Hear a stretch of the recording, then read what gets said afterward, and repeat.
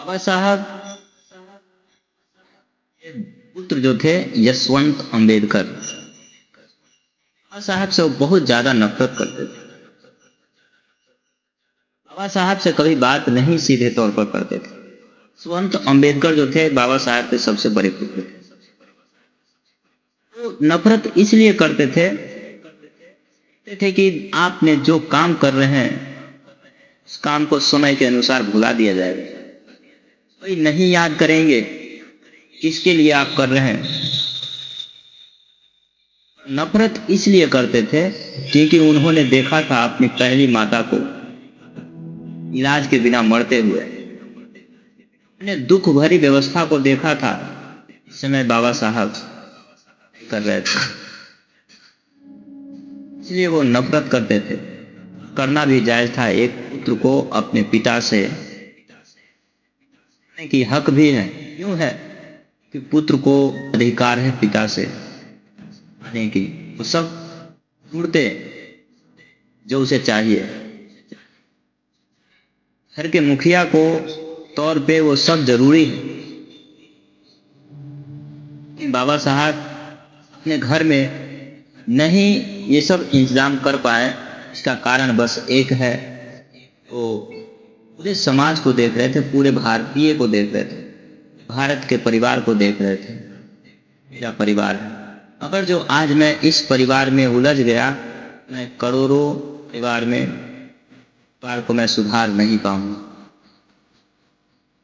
तो बहुजनों को मैं वो वक्त की रोटी नहीं दे पाऊंगा। और पढ़ाई ही एक जरिया है जिससे मैं अपने परिवार को आने वाला भविष्य और इस देश के सबसे निम्न तबके गरीब गुरबा मजदूर स्त्री सबको दशा में सुधार सकता हूँ। इसके अलावा कोई चारा नहीं है। ये बातों को ध्यान में रखते हुए बाबा साहब ने अपनी पढ़ाई को पूरी तरह से लगातार जारी रखी। संत अंबेडकर बातें समझ नहीं आ रही थी। वो अपने हक को अपने पिता से मांग रहे थे। बातें को देखते हुए जब बाबा साहब पूरी तरह से सफल हो गए, केंद्रीय मंत्री बन गए, कानून मंत्री बने, अपने पुत्र के लिए यानी कि अपने परिवार के लिए प्रेस खुलवाया और उस प्रेस का जिम्मा यशवंत अंबेडकर को दिया। यशवंत अंबेडकर भी उस प्रेस में इतना घुल मिल गए कि बेहिसाब, और खास करके वो बाबा साहब से नफरत जीवन भर करते रहे। करने का अधिकार भी था उनको।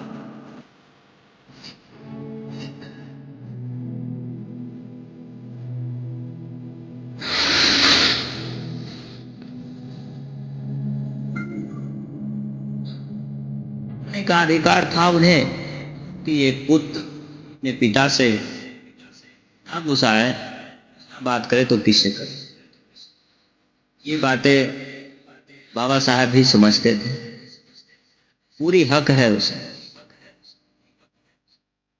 और यशवंत अंबेडकर भी इसलिए उस प्रेस में जाकर ज्यादा समय देने लगे क्योंकि बाबा साहब से वो बात करना नहीं चाहते थे।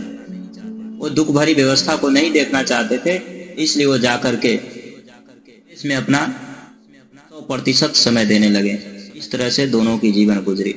अंततः बाबा साहब दिसंबर 1956 को इस दुनिया से अलविदा कहा।